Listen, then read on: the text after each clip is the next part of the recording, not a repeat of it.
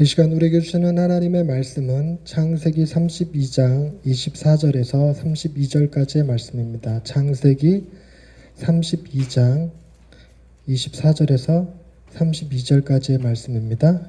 하나님의 말씀을 경청하십시오. 야곱은 홀로 남았더니 어떤 사람이 날이 새도록 야곱과 씨름하다가 자기가 야곱을 이기지 못함을 보고 그가 야곱의 허벅지 관절을 치매 야곱의 허벅지 관절이 그 사람과 씨름할 때 어긋났더라. 날이 새려하니 나로 가게 하라. 당신이 내게 축복하지 아니하면 가게 하지 아니하겠나이다. 내 이름이 무엇이냐? 야곱이니이다. 내 이름을 다시는 야곱이라 부를 것이 아니요 이스라엘이라 부를 것이니 이는 내가 하나님과 및 사람들과 겨루어 이겼음이니라. 당신의 이름을 알려주소서. 어찌하여 내 이름을 묻느냐? 하고 거기서 야곱에게 축복한지라. 그러므로 야곱이 그곳 이름을 브니엘이라 하였으니 그가 이르기를 내가 하나님과 대면하여 보았으나 내 생명이 보존되었다. 그가 브니엘을 지날 때에 해가 돋았고 그의 허벅다리로 말미암아 절었더라. 그 사람이 야곱의 허벅지 관절에 있는 둔부의 힘줄을 쳤으므로 이스라엘 사람들이 지금까지 허벅지 관절에 있는 둔부의 힘줄을 먹지 아니하더라. 아멘. 이 말씀 통하여 우리에게 은혜 베푸시기 원합니다. 아멘. 여러분들은 살면서 힘들고 어려울 때가 다 한두 번씩 있으시죠? 저도 정말 너무너무 괴롭고 힘들었던 시절이 있었습니다. 어머니가 교통사고가 나서 식물인간이 되셨다가 어느 몇 년이 지났는데 깨어나셔서 다시 침을 놓게 되셨었어요. 침을 놓으시게 될 때쯤 저희 아버지는 또 홍수 피해 2번 겪으시고 심장마비로 돌아가셨었는데 어머니가 침을 놓으시다가 환자 하나에게 의료사고를 일으키셨습니다. 환자 하나가 침 맞다 갑자기 너무 고통스러워서 응급실에 갔는데 이제 허파가 구멍이 났다고 침을 잘못 맞아서 구멍이 났다고 그렇게 얘기를 하더라고요. 어찌됐건 그것 때문에 그 환자가 민사소송과 형사소송을 같이 걸겠다고 막 얘기를 했었어요. 그래서 합의금으로 4천만 원을 요구했었는데 그때 아버지가 돌아가시고 나서 물려받았던 빚 때문에 굉장히 괴롭고 힘들었던 시절에 그 4천만 원까지 변제해야 되니 안 그러면 어머니가 감옥 가시게 생겼으니 그 일로 인해서 너무너무 괴로웠어요. 안 그래도 아버지 돌아가시고 힘든 시기를 보내면서 하나님을 참 많이 원망하고 있었는데 더 원망스러운 거예요. 너무너무 원망스러운 거예요. 하나님 도대체 어디까지 제가 내려가기를 원하십니까? 라는 생각에 너무 괴로워서 굉장히 하나님 앞에 분노가 막 굉장히 강할 때인데 그때 제가 청년부를 담당하고 있었고 청년부 마침 설교가 나사로의 부활에 관한 이야기였습니다. 근데 거기서 예수님이 나사로의 무덤에 가셔서 우시는 장면을 보고 주님도 우신다라는 생각이 들었어요. 그래서 왜 우시는가 그랬더니 거기 나사로의 무덤 앞에 모여 있는 사람들이 예수님을 불신하는 것 때문에 예수님이 마음을 괴로워하시면서 우셨어요. 나사로는 살려낼 거니까 울 건 아니었을 텐데 왜 울었을까 그랬더니 불신이 그 울음의 대상이었다고 생각이 딱 드는 순간에 나도 너무 괴로워서 울고 있지만 지금 이 시간 내가 하나님을 믿지 못하고 그럼으로 인해서 주님도 나를 보시면서 울고 계시겠구나라는 생각이 들어서 교회에 가서 음악을 크게 틀어놓고 아주 대성통곡하면서 울었던 기억이 있습니다. 그 시기가 제 인생에서 가장 크게 울어봤던 시기인 것 같아요. 근데 성경을 보다 보니까 오늘 본문 말씀 야곱에게 있어서 가장 극심한 고통의 밤이 언제였을까? 바로 오늘 이 시간, 그러니까 이 본문 말씀의 시간이 아닐까 싶어요. 야곱은 그의 아버지가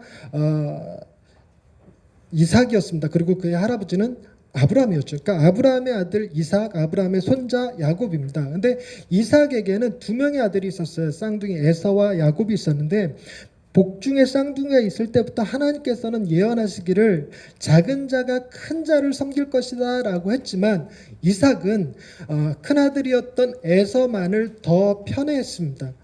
그러니까 지금 같은 생각에 왜 부모가 자식을 편할까 생각하지만 그때 당시 족장 문화에서는 장자라고 하는 것은 굉장히 큰 의미를 지니기 때문에 아버지들은 대개 족장들은 장자를 더 편애했고 그것 때문인지 몰라도 어머니는 야곱을 편애했던 것 같아요.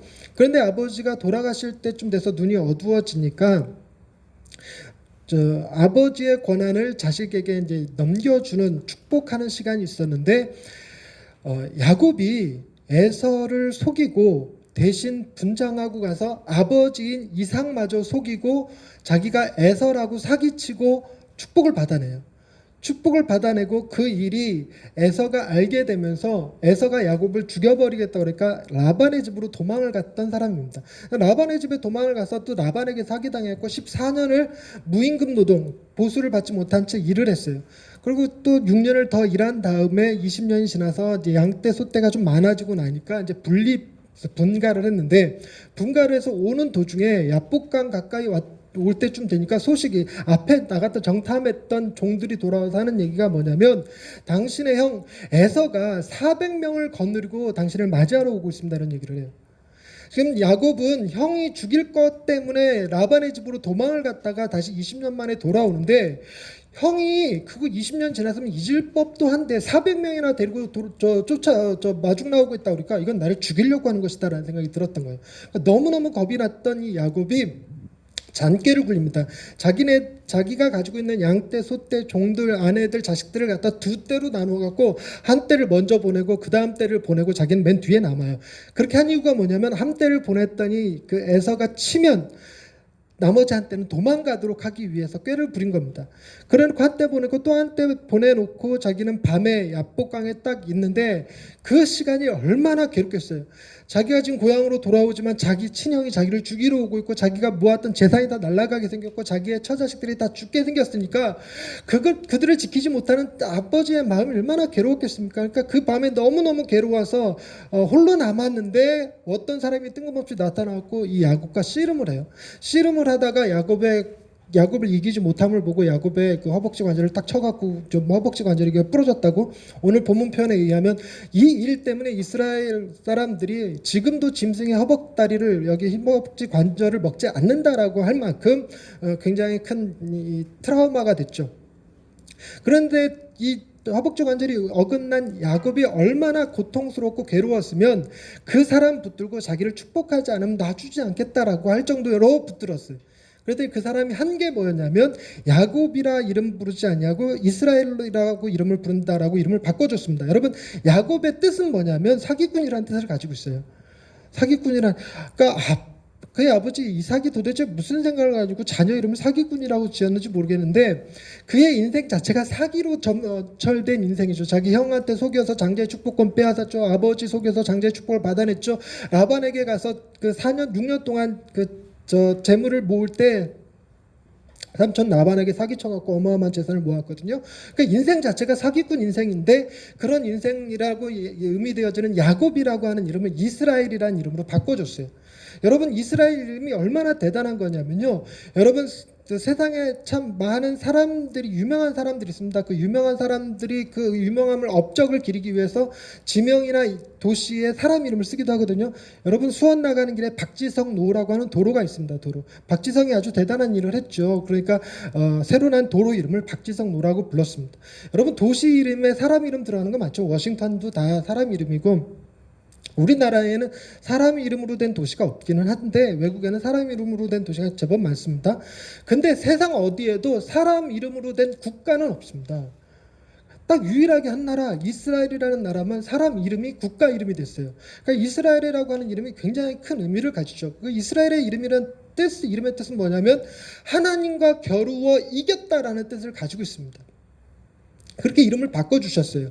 이름을 바꿔주시고 나서 하나님이 떠나시고 이제 야곱이 에서를 만나게 되고 뭐 결과적으로는 에서가 야곱과 화해를 하게 됩니다. 화해를 하게 되는데 어찌됐건 본문의 말씀을 가지고 제가 몇 가지 이야기를 나누고 싶어하면 첫 번째는 인간의 간절함에 대한 이야기. 야곱이 가졌던 그 혼자 남아서 그 밤에 기도했을 때 가졌던 야곱의 간절함. 사실은 우리에게도 다 그런 간절함이 있죠. 그 간절함에 대한 이야기. 또 하나는 그것 말고도 그 시간에 하나님이 나타나셔서 야곱과 씨름하셨다라는 것 자체가 하나님에게도 간절함이 있거든요. 그러니까 하나님의 간절함을 얘기하고 세 번째로 하나님의 씨름. 지금 야곱이 하고 있는 이 씨름은 하나님께서 하시는 씨름인데 그 씨름, 그 정점에 십자가가 있습니다. 그래서 그 십자가에 관한 얘기를 하고 말씀을 마치려고 합니다. 첫 번째, 인간의 간절함에 관해서 얘기해 봅시다.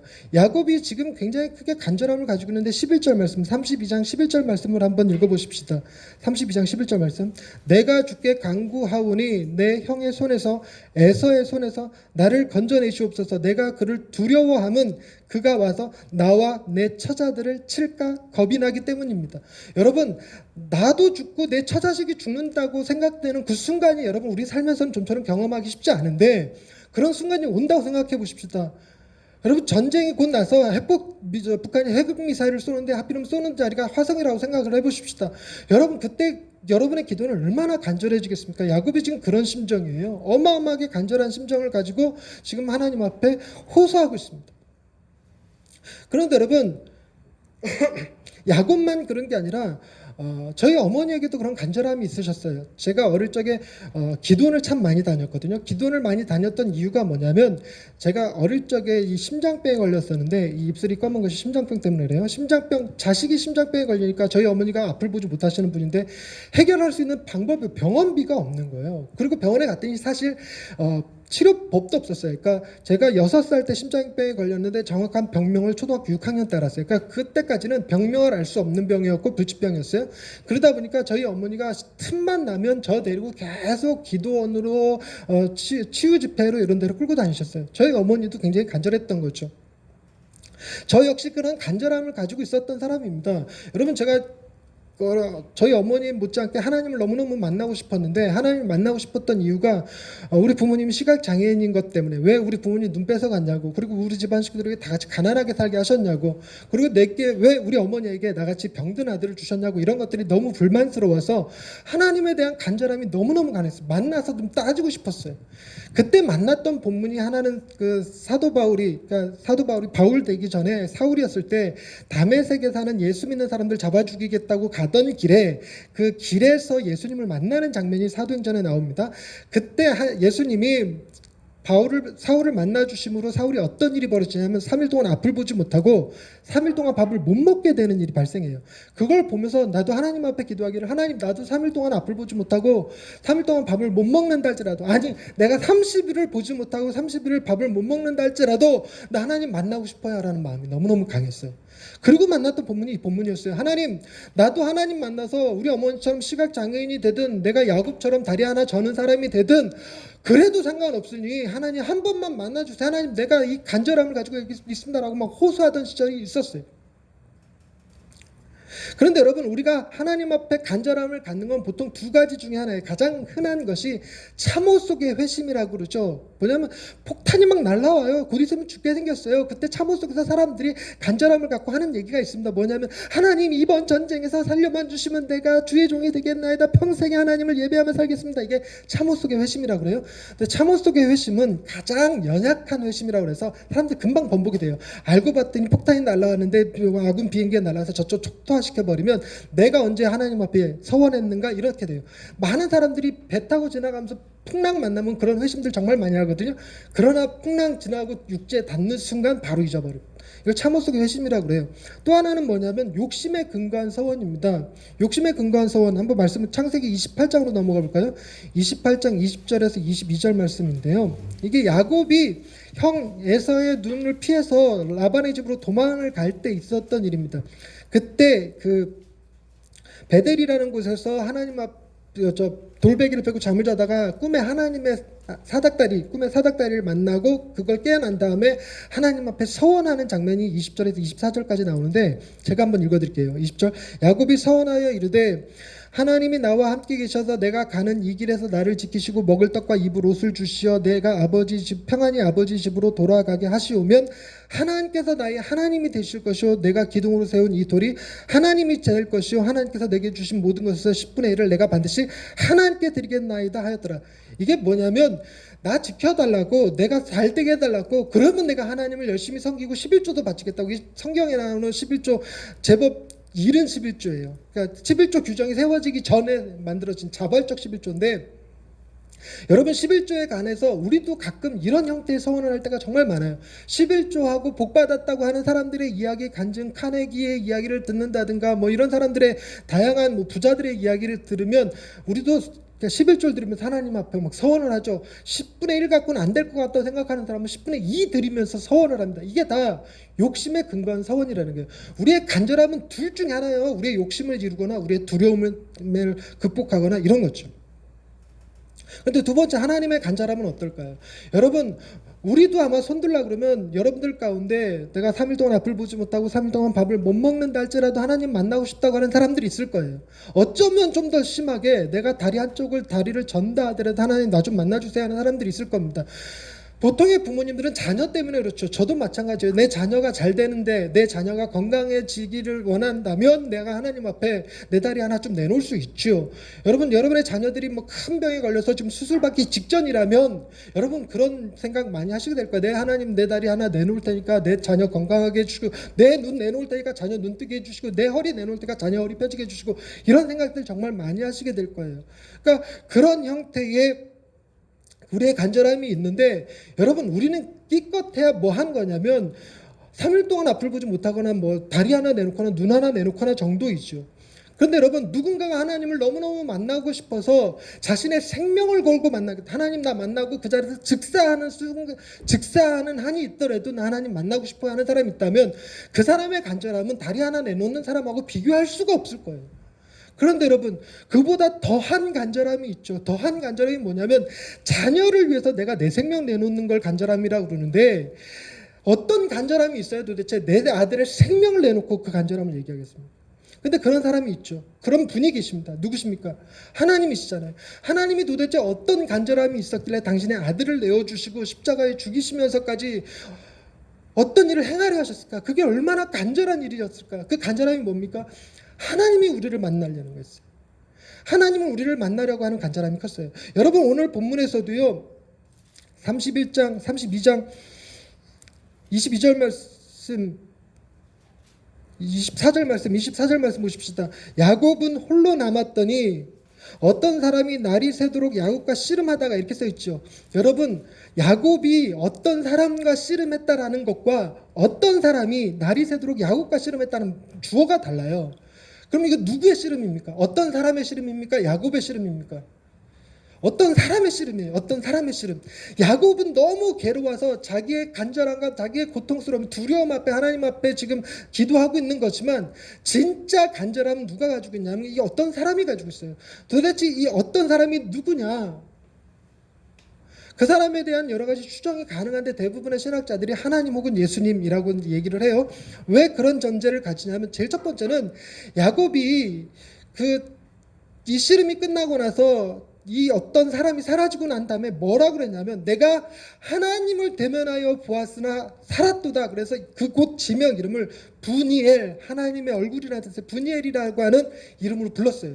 그걸로 봐서 이게 하나님 아니었을까? 또 하나는, 여러분, 이 사람이 야곱과 씨름하여 이기지 못함을 보고 그의 허벅지 관절을 관절이 어긋났더라. 이게 치매 이렇게 써 있잖아요.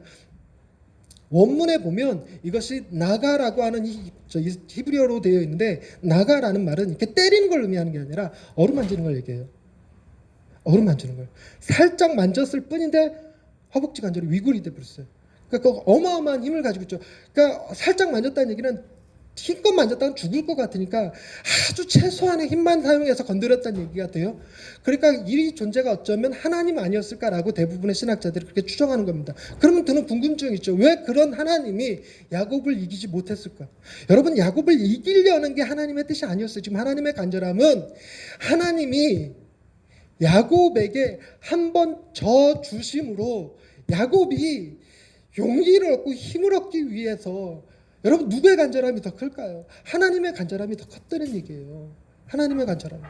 여러분, 예수 그리스도를 십자가에 내주신 하나님의 간절함은 어마어마한 거죠. 여러분, 제가 이 본문을 통해서 예전에 이해하지 못했던 게, 이 어떤 사람이 얘기하는 말이 26절에 날이 세려하니 나로 가게 하라였습니다. 날이 세려하니 나로 가게 하라. 무슨 자기가 귀신도 아니고 드라큘라도 아니고 뱀파이어도 아니고 왜 해 뜨는 거랑 뭔 상관이 있다고 날이 새며 간다고 그러냐. 처음엔 이게 하나님이 아니고 천사라고 생각했기 때문에 그런 오류가 있었는데, 하나님이라면 이게 이해가 돼요. 여러분, 날이 새면 하나님이 곤란해지는 게 아니라 하나님의 얼굴을 본 자들은 다 죽었어요, 옛날에. 그러니 홀로 남았을 때 캄캄한 밤에 찾아오셔서 씨름하시고, 그가 하나님의 얼굴을 보기 전에, 날이 밝기 전에 떠나려고 하시는 거죠. 누구를 위한 겁니까? 야곱을 위한 일이었다고요. 야곱을 위한 일. 그런데 여러분, 이스라엘이라는 뜻도 그래요. 이스라엘의 이름이 뜻이 뭐라고요? 하나님과 겨루어 이겼다라는 뜻입니다. 어떤 사람의 이름의 끝에 엘이 붙으면 그 엘이 보통 하나님을 뜻하는 말입니다. 여러분 다니엘 유명한 사람 다니엘의 단이라는 말은 심판자라는 뜻을 가지고 있습니다. 심판자. 그래서 뒤에 엘이 붙으면 이게 뭐냐면 하나님은 나의 심판자다라는 뜻을 가지고 있어요. 그리고 나다나엘 우리가 이제 신약에서 보게 되는 나다나엘 있잖아요. 그 나다나엘도 뒤에 엘이 붙었으니까 하나님이 나와요. 하나님이 주시다라는 뜻을 가지고 있는 게 나다나엘입니다. 그리고 우리가 너무 잘 알고 있는 단어인 임마누엘 있잖아요. 임마누엘의 뜻은 하나님이 우리와 함께 계신다라는 뜻을 가지고 있습니다. 여러분 잘 보세요. 다니엘도 주어가 하나님이에요. 하나님은 나의 심판자. 나다나엘도 주어가 하나님이세요. 하나님이 주시다. 임마누엘도 하나님이 주인이십니다. 하나님은 우리와 함께 계시다. 그런데 왜 이스라엘만 하나님과 겨루어 이겼다라고 하는 하나님이 진 걸로 표현되냐고요. 이스라엘이라는 앞에 동사는 이겼다라는 뜻이고 뒤에는 엘 하나님이에요. 그러면 뭐라고 해석해야 되냐면 하나님이 이겼다라고 해석해야 맞는 겁니다. 하나님이 이겼다라고 해석해야 돼요. 그래서 원래 이 이스라엘이라는 이름의 뜻의 원뜻은 하나님이 지배하신다. 하나님은 통치하신다라는 뜻을 가진 단어예요. 그런데 원뜻은 이건데 성경의 기록은 하나님과 겨루어 이겼다라는 뜻으로 정정해 줬어요. 이렇게 기록해 놓지 않으면 사람들이 뭐라고 이해할 건데 하나님이 통치하신다, 하나님이 이기셨다로 이해할 거니까. 그래서 이렇게 정정하는 말로다가 표현해 줬다는 겁니다. 이게 뭘 의미하는 걸까요? 여러분 하나님과 겨루어서 이겼다라는 것은 우리가 그 하나님보다 위대한 존재라는 얘기가 아닙니다. 하나님이 우리에게 당신의 모든 힘과 능력을 절제하시고 져 주셨다라는 걸 의미하죠. 져 주셨다는. 여러분 야곱이 홀로 남아서 그 밤에 씨름했던 그 장면을 생각해 보시면 야곱보다 더 큰 씨름하신 분이 계십니다. 예수 그리스도. 여러분 예수 그리스도께서 십자가에 달리실 때 그분의 12제자가 다 예수님을 부인하고 떠나세요. 가룟 유다는 예수님을 팔아버렸고 베드로는 예수님을 모른다고 3번이나 부인했고 정말 혼자 남으셨어요. 그에게 친구는 누굽니까? 그의 십자가를 대신 짊어졌던 구레네 시몬이라는 사람이 친구가 될 수 있었겠고 또 한편 강도 옆에서 당신의 나라가 임하실 때 나를 기억하옵소서라고 말했던 그 한편 강도가 될 수 있고 좀 더 깊이 생각해 보면 전전날에 마리아가 향유옥화 가지고 와서 예수님 발 앞에 부었단 말이에요. 그러니까 예수님이 십자가에 매달리셔서 온몸에 땀과 피를 쏟으실 때 온 세상에 흙먼지 피먼지가 막 피냄새가 번질 때 그 사이를 뚫고 올라오는 진한 향기 하나 있죠. 순전한 나드 한근 통째로 부었으니까 향유 냄새. 그 마리아가 어쩌면 예수님의 위로가 될지 모르지만 여러분 그건 우리의 생각입니다. 예수님은 지금 철저히 혼자세요. 심지어 어느 정도로 혼자 하십니까?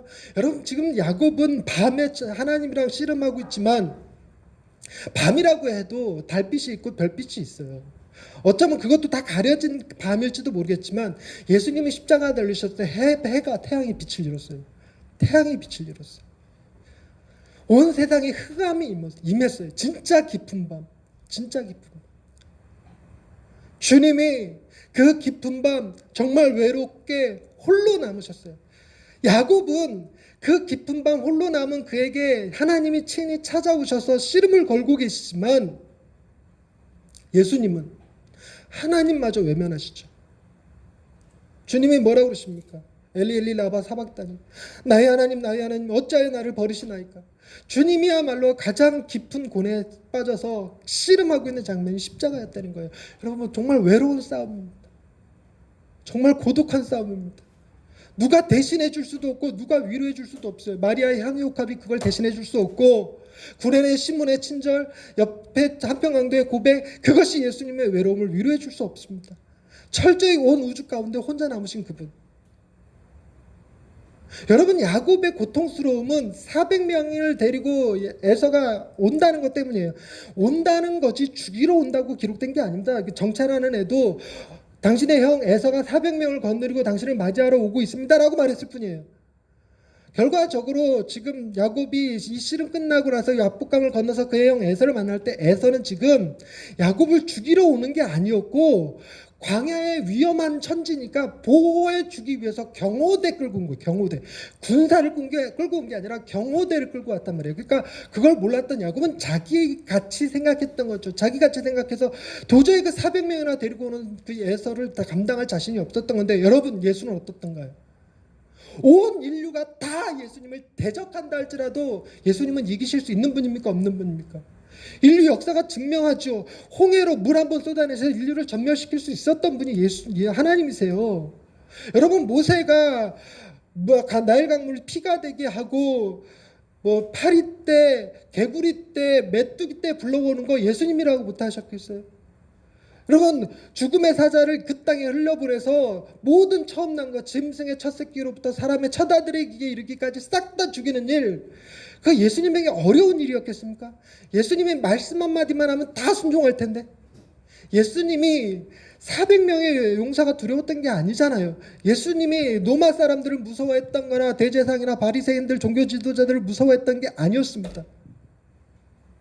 온 인류가 대적해도 예수님은 이기실 수 있는 분인데, 그런 예수님이 홀로 남으셔서 정말 최소한의 힘으로 당신의 진노를 드러내지 않으신 채, 당신의 능력을 드러내지 않으신 채 십자가 달려 죽었어요. 여러분, 야곱은 다리 하나 부러졌어요.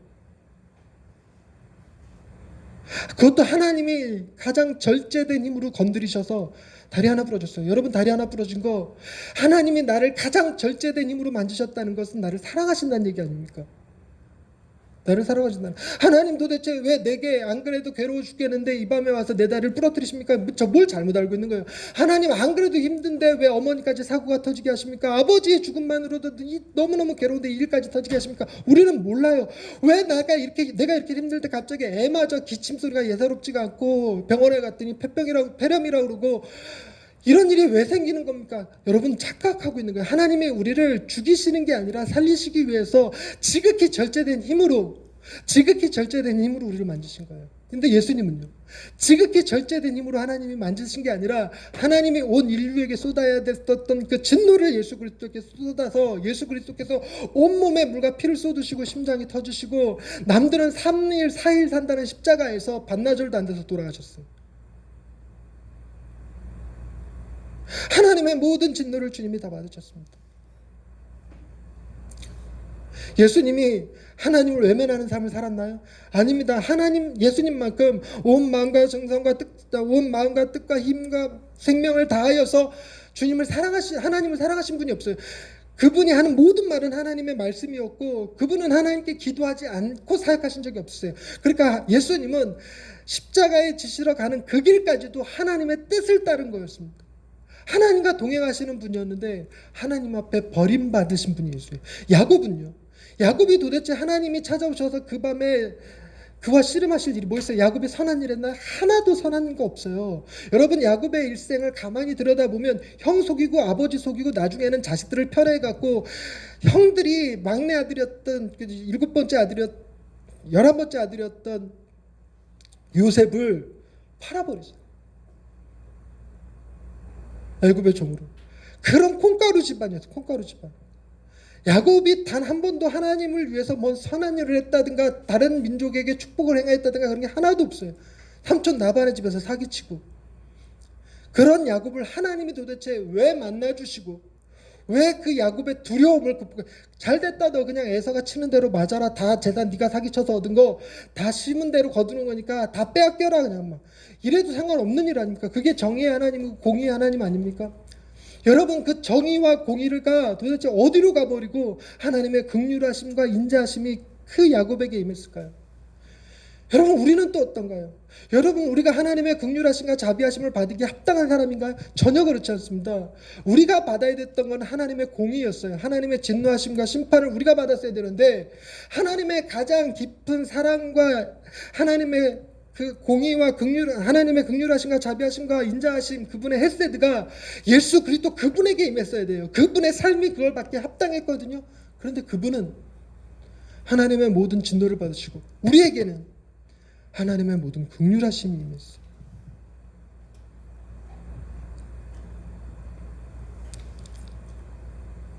하나님과 늘 언제나 동행하셨던 분이 하나님 앞에 외면받으심으로, 우리에게는 하나님이 외면하셔야 될 대상을 늘 언제나 함께 하시는 대상으로, 그래서 예수라고 하는 구원자 이름 예수에서 함께 하신다라는 임마누엘의 이름으로 우리와 함께 하시죠. 그걸로 끝이 아니시죠. 제3위이신 성령을 우리에게 보내주셨잖아요. 그게 예수님이셨습니다. 말씀을 정리합시다. 여러분, 캄캄한 밤에 홀로 있어 본 경험이 있으십니까? 아마 없으셨다면 앞으로 살면서 그런 경험 하게 됩니다. 그런 경험 없이 사는 사람 별로 없어요.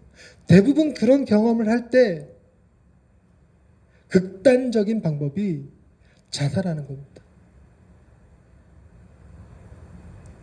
자살을 생각할 만큼 힘든 순간이 없었다면 축복된 거고요. 여러분, 자살을 생각하는 건 여러분 우리나라 청소년 사망률 1위가 뭔지 아시죠? 자살입니다. 자살. 굉장히 선진국이지만 자살률은 세계 탑이에요. 세계 탑. 2위죠. 2위. 1위가 어딘지 기억이 안 나는데. 여러분, 우리나라는 아무리 부유한 나라가 되더라도 사람에게 캄캄한 밤 혼자 남아있는 외로움이 있어요. 청소년들의 자살 원인이 뭡니까? 학력비가 아닌가요? 더 큰 거 있죠. 외로움, 왕따.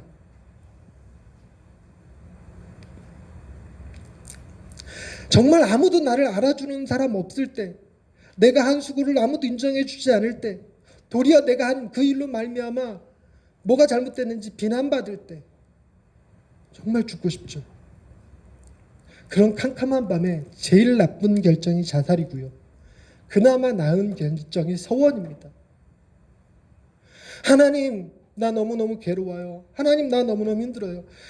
내 이 누명 벗어지게 해주세요. 내 이 문제 풀리게 해주세요. 내 자녀 문제 해결되게 해주세요. 내 사업 문제 해결되게 해주세요. 그렇게만 해주시면 내 교회 하나 짓겠습니다.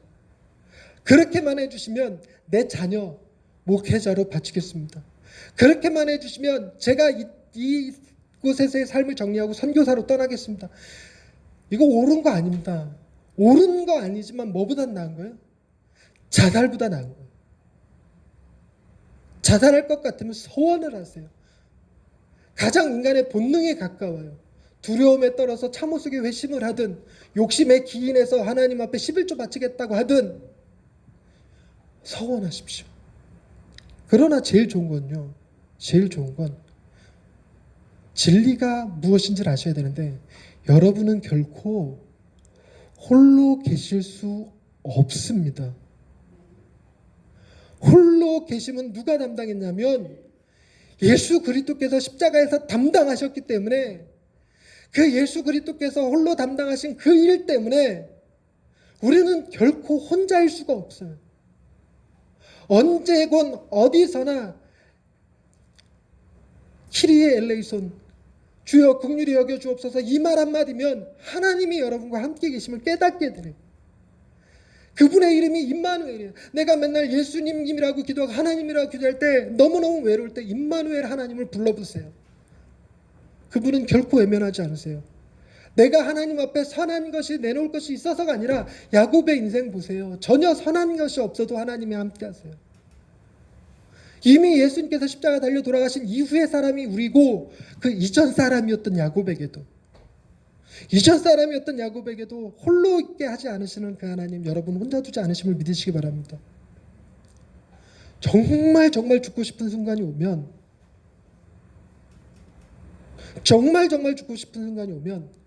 우리는 뭐 하면 살 수 있냐면 나를 위해서 희생하신 분을 생각하면 살아요. 자살 예방센터에서 교육을 한번 받아봤는데요. 믿는 사람이든 믿지 않는 사람이든 정말 죽고 싶어서 낭떠러지 위에 섰을 때, 아파트 옥상 위에 섰을 때, 한강 다리 위에 섰을 때 자살을 포기하게 만드는 이유 하나가 유일한 거죠. 유일한 거. 엄마 생각이래요. 나를 위해서 그토록 희생하셨는데 내가 이대로 죽어버리면 우리 엄마의 희생이 뭐가 되느냐 이 생각한대요. 엄마가 괴로워하고 고통스러워할까 생각하면 그것 때문에 자살을 못한대요. 근데 어머니가 일찌감치 돌아가신 분들은요 쉽게 자살을 해버린대요. 근데 여러분 어머니 생각해서라도 자살하지 말아야 되겠지만 여러분 기억하십시오. 진짜로 우리를 위해서 생명을 주신 분이 계세요. 우리를 대신해서 십자가에 죽으신 분이 계세요. 그분 생각하고 참으세요. 견디세요.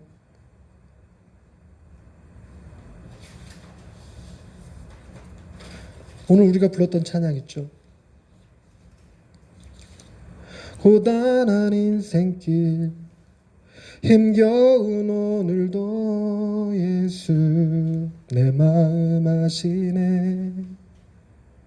지나간 아픔도 마주할 세상도 예수 내 마음 아시네. 주님이 알고 계셔요. 얼마나 외로운지 얼마나 고통스러운지. 하루를 살아도 기쁨으로 가리 예수 늘 함께 하시네.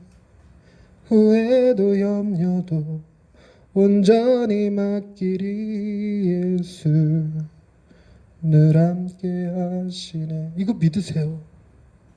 늘 함께 하십니다. 여러분의 마음을 아십니다.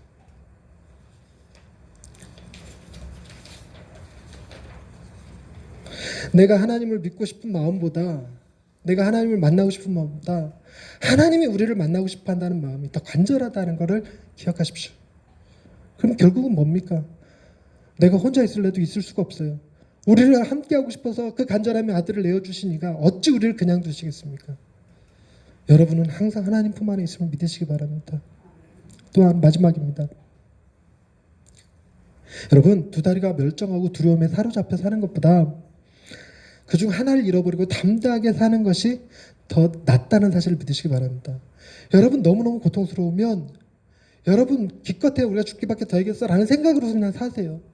근데 여러분 내가 내 삶에서 다리 하나 잃어버리고 내 삶에서 눈 하나 잃어버려도 여러분 그것이 예수 그리스도를 통해서 하나님을 만남으로 인해서 그렇게 된 거라면 내 잃어버린 다리가 내 잃어버린 두 눈이 내 인생 담대하게 만들어줍니다. 그게 더 강해요. 두 다리 멀쩡하고 하나님 모르고 살아가는 것보다 두 다리 잃어버리고 하나님 알고 살아가는 것이 더 나음을 믿으시기 바랍니다. 여러분 성경은 이렇게 얘기합니다. 예수님이 우리를 담대하게 하세요. 그분이 우리의 담대함이 되어주십니다. 말씀 하나 읽고 마치겠습니다. 고린도전서 1장 30절입니다. 제가 읽어드릴게요. 너희는 하나님으로부터 나서 그리스도 예수 안에 있고 예수는 하나님으로부터 나와서 우리에게 지혜와 의로움과 거룩함과 구원함이 되셨습니다. 우리의 지혜가 예수고 우리의 의로움이 예수고 우리의 거룩함과 우리의 구원함도 예수가 됨을 믿으시기 바랍니다. 그분과 함께 하심으로 담대하게 살아가실 수 있는 이 양의 식구들 다 되시기를 주님의 이름으로 축원드립니다. 기도하십시다. 하나님, 우리에게도 홀로 있는 시간들, 괴로움의 시간들이 있습니다. 그 모든 시간들 어떻게 지내왔을까? 어떻게 살아왔을까? 어떻게 견뎌왔을까 생각해 보면 하나님의 은혜였음을 고백합니다. 그때 하나님이 나를 만지셨기 때문에, 그때 하나님이 나를 도우셨기 때문에, 그때 하나님이 나를 깨우치셨기 때문에, 그때 하나님이 나에게 말씀하여 주셨기 때문에 살았음을 고백합니다. 아무리 어렵고 힘든 순간이 다가와도 야곱과 같이 내 생명과 내 자식의 생명이 다 잃어버릴 것만 같은 고통이 와도 우리를 위하여 당신의 아들을 십자가에 내어주신 하나님의 간절함과 그 마음에 비할 바가 아니오니 하나님 붙드는 마음으로 살아가게 하옵소서. 자살하고 싶은 순간들, 이제 이 생 끝내버리고 싶은 순간이 온다 할지라도 나를 위하여 십자가에 죽으신 그분 생각하게 하시고 나는 결코 혼자가 아님을 생각하시고 이 모든 것도 결국은 또한 지나갈 것을 믿고 내 마음 아시고 늘 함께 하시는 예수 그리스도 붙들고 위로받고 격려받고 세임받아 살아가게 하옵소서. 우리의 지혜와 의로움과 거룩함과 구원함이 되시는 예수 그리스도의 이름으로 기도드립니다. 아멘.